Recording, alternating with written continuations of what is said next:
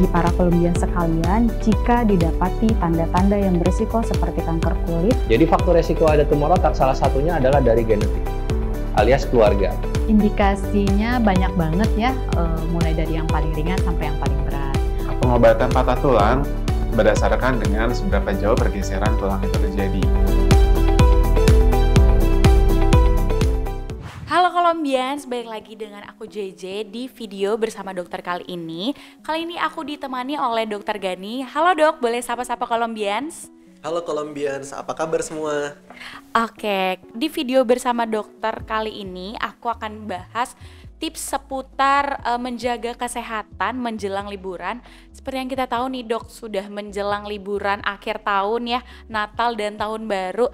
Jadi aku mau dong dok dikasih tips-tips seputar menjaga kesehatan dalam menjelang liburan kita. Oke, nah mungkin occasion atau kesempatan liburan ini sebenarnya sesuatu yang sangat dinantikan ya tentunya untuk semua Colombians. Benar banget. Namun kadang-kadang kita ketika udah excited banget, udah semangat banget mau menyambut liburan, kadang-kadang kita lupa nih kira-kira apa aja sih sebenarnya yang harus dipersiapkan ya dok, gitu ya. Oke. Nah mungkin ya layaknya kayak kita beraktivitas sehari-hari ya, pokoknya pondasi kita sebagai manusia itu layaknya harus memperhatikan 3 poin nih. Yang pertama, apa yang kita makan, kegiatan apa yang kita lakukan, dan gimana kita menyisihkan waktu untuk istirahat antara aktivitas rutinitas ataupun mempersiapkan liburan dan saat liburannya pun serta pasca liburannya. Oke dok, aku mau nanya nih, biasanya tuh pas kita mau liburan ya, kita tuh malah jadi cepet sakit gitu ya dok. Misalnya kita udah banyak planning nih mau kemana aja, tapi tiba-tiba sebelum hari H, tiba-tiba kita malah sakit. Kira-kira itu tuh kenapa sih dok? Ya, jadi emang kalau misalnya waktu kita udah menjalani rutinitas, terus mungkin secara nggak sadar kita udah mulai worn out, udah capek, dan ketika si liburan ini datang, pasti kita kan lebih semangat dong sama liburannya gitu. Nah sementara sebenarnya badan kita ini mungkin butuh nih ya pause sehari 2 hari lah untuk istirahat dari kegiatan yang kemarin-kemarin udah penuh banget dan melelahkan badan kita. Nah makanya nih mungkin salah satu tipsnya adalah bagaimana kita bisa mempersiapkannya. Nah salah satunya ini adalah kita itu harus nyisihin 1 hari atau 2 hari seenggaknya untuk packing sama tidur gitu. Jangan sampai kita begitu selesai kantor atau aktivitas yang lain langsung kita buru-buru packing, terus besok paginya udah langsung flight atau pergi dengan kendaraan apapun. Nah itu tuh yang bikin rentan banget, kita udah capek secara fisik, tapi karena psikisnya udah semangat banget, kitanya malah sakit waktu liburannya atau mungkin setelah liburannya. Oke, jadi perlu juga untuk waktu relaksasi sebelum liburan gitu ya dok? Iya benar. Berarti pikiran tuh ngaruh juga gitu ya dok? Banget gitu. Apalagi kan kita kan mungkin ya Colombians mungkin kita kerjanya banyak menggunakan otak gitu kan dibandingkan dengan tenaga gitu. Nggak jarang juga kalau misalnya kita itu sebenarnya capek secara mental juga atau pikiran gitu selain fisik. Nah mungkin kalau fisik kan yang di bidang-bidang tertentu yang harus lembur sampai waktu tidurnya cuma sejam doang, atau mungkin yang mau nggak mau jadi harus dari kantor atau tempat kerjanya ke rumahnya butuh waktu yang lama juga. Itu juga kombinasi antara beban mental dan beban fisik ya. Campur aduk ya dok? Bener banget. Oke. Oh ternyata itu yang perlu kita persiapin nih sebelum kita liburan biar kita nggak sakit gitu. Nah pertanyaan selanjutnya nih dok, biasanya kan kalau liburan tuh entah kita keluar negeri ataupun keluar kota nih dok, banyak makanan tuh yang pengen kita coba gitu dok. Terutama mungkin kalau di luar negeri tuh banyak juga makanan yang sebenarnya nggak familiar nih dok di lidah kita. Kira-kira tuh apa ya, maksudnya apakah itu nggak apa-apa gitu untuk tetap kita coba, tapi kan tentunya itu bisa berpengaruh untuk mungkin kesehatan juga. Nah kira-kira tuh gimana dok? Nah, jadi Colombians tipsnya yang lain adalah ketika kita bepergian atau kita traveling atau kita cuman sekedar di tempat rumah kita tapi kita mesti makan sesuatu yang lain yang mungkin nggak lazim kita makan, kita harus selalu siap sedia nih. Seenggaknya buat obat nyeri, obat pereda nyeri, atau obat mual muntah yang mungkin bisa bebas dibeli di apotek ataupun tempat toko obat terdekat. Nah, itu harus selalu sedia tuh Colombians. Biar apa? Biar kalau misalnya kita sewaktu-waktu nggak familiar sama lingkungannya atau kita bingung juga akses ke fasilitas kesehatan yang destinasi yang kita tuju, kita seenggaknya bisa punya P3K berjalan yang bisa selalu siap sedia ketika kita butuhkan. Oke, bener banget. Berarti yang paling penting untuk antisipasi aja ya dok, bawa obat-obatan Iya, gitu. dan sebenarnya kalau misalnya mau makan nih, kan kadang-kadang kan kita kan juga FOMO ya kan, atau Bener, enggak kita bener banget. craving gitu kan, Betul. mumpung udah di sini nih gitu Iya. kan. Nah, jadi ya paling tipsnya adalah makannya boleh nih ya kan, nyobain semuanya, tapi mungkin porsinya kali ya yang dibatasin. Oke. Kalau misalnya emang kita udah ada planning nih di satu waktu di suatu siang untuk makan 4 makanan, ya mungkin dibagi tuh porsinya sesuai sama kebutuhan. Jadi yang paling penting jangan berlebihan juga ya dok. Iya, bener banget. Oke. Nah, terus ada juga nih dok pertanyaan. Biasanya nih Colombians pasti punya anak kecil gitu ya dok, punya buah hati. Tiba-tiba ternyata sakit nih dok di tengah-tengah liburan. Nah, kira-kira gimana sih cara mengatasi apa ya istilahnya anak yang tiba-tiba cranky gitu, apalagi mungkin bisa jadi juga kayak kita ke tempat yang baru dan kita nggak tahu gitu ya dok, kira-kira akses untuk ke rumah sakit itu seperti apa. Nah, kira-kira antisipasi pertama tuh gimana sih dok?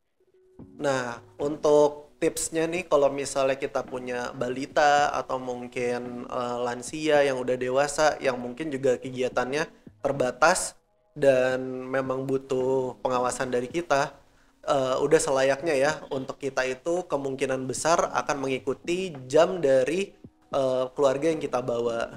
Kalau misalnya pun anak-anak, kita juga bisa pantau nih kalau misalnya mungkin usia balita ya, atau mungkin misalnya usia sekolah dasar. Nah, itu kita harus memperhatikan tuh aspek-aspek yang dibutuhkan sama keluarga kita itu. Misalnya nih, kayak contohnya waktu istirahat. Kan kita harus ingat nih, pokoknya 3 pondasi yang jadi kita sebagai manusia yang kita butuhkan.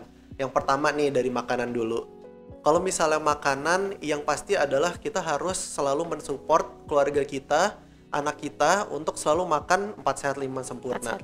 Oke. Nah, kita pun juga begitu, karena dari WHO ini ada anjuran untuk makan 7-9 porsi buah dan sayur nih, selain makan makanan yang tentunya udah sering banget kita makan kayak gula, terus habis itu yang makanan tinggi kalori ataupun yang berlemak jenuhnya tinggi. Nah, itu jangan lupa tuh untuk di support untuk anak-anak kita. Nah, terus abis itu dari segi makanan, kalau misalnya memang udah sesuai dan udah tercukupi, nah mungkin kalau misalnya mau snacking di waktu-waktu tertentu itu boleh banget. Nah, kemudian makanan itu, yang paling penting dari makanan adalah makanan itu bisa cuman sekedar jadi makanan, bisa jadi obat, ataupun bisa jadi sesuatu yang membuat di badan kita itu bermasalah. Itu tergantung dari dosisnya.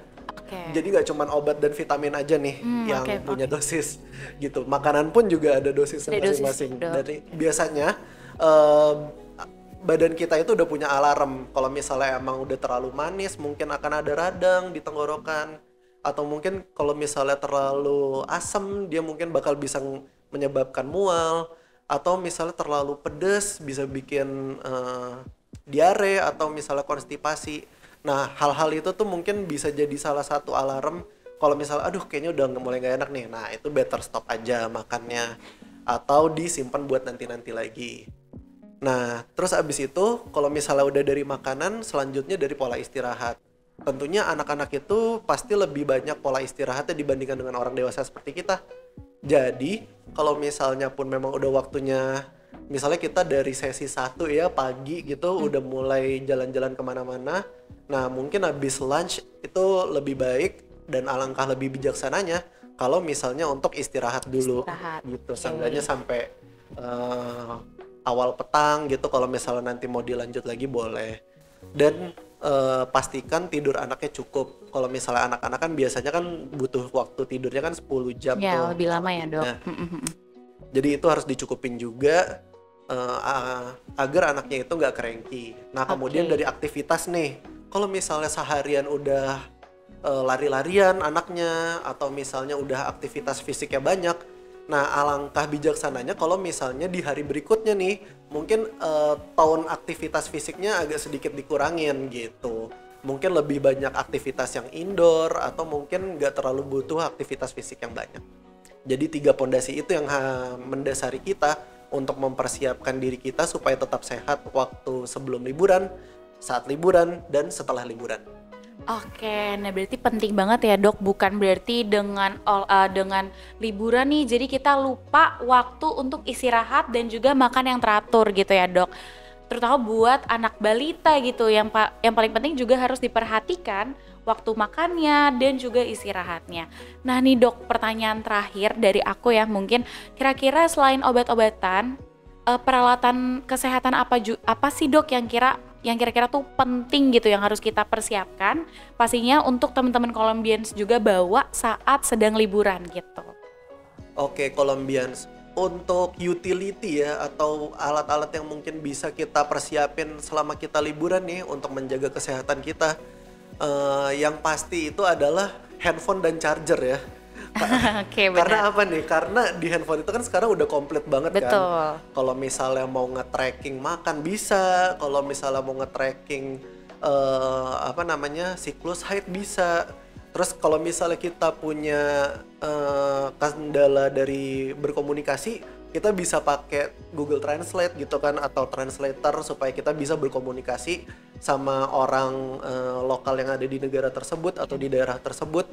Dan kita bisa berkomunikasi supaya kira-kira diarahin ke fasilitas kesehatannya atau mungkin diarahin ke apoteknya. Terus charger jangan lupa kan, itu penting Bener. banget. Terus abis itu kalau misalnya kayak termometer atau saturasi itu ekstra banget sih. Itu kalau misalnya ada boleh, kalau enggak juga nggak apa-apa.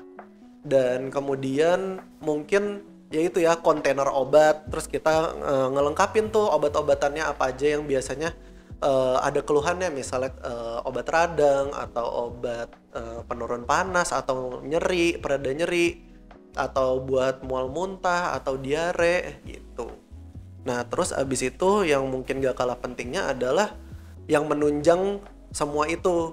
Tentunya kayak kalau misalnya emang berpergiannya cukup lama ya mungkin luggage-nya atau kopernya jadinya harus disediakan yang cukup gitu biar semuanya muat. Oke, nah mungkin obat-obatan yang paling penting nih, kalau biasanya ya dok, orang tua aku nih, pokoknya apapun penyakitnya nih ya, kalau teman-teman Colombians mungkin tadi yang relate sama aku adalah paracetamol dok gitu. Apakah itu beneran obat terdasar dan terpenting untuk dibawa kemana-mana gitu dok? Iya, Colombians, untuk paracetamol sendiri nih, ini memang salah satu obat pereda nyeri yang cukup komplit gitu fungsinya. Karena selain untuk meredakan nyeri, dia juga bisa untuk menurunkan demam, habis itu juga mengobati pusing juga. Jadi cukup banyak nih fungsinya. Oke. Nah tentunya memang untuk penggunaan jangka panjangnya itu nggak disaranin Oke. gitu. Jadi kalau misalnya kayak jangka panjang itu kayak gimana sih contohnya? Kalau misalnya kita minum obat itu dengan full dosis 3 kali 1 atau 3 kali 1 tablet atau 3 kali 1 sendok makan, itu terus menerus kurang lebih dari 3 bulan gitu ya. Oke. Nah kalau misalnya kayak tapi minggu lalu baru minum paracetamol nih, apakah minggu ini boleh? Jawabannya boleh, karena itu kan terputus.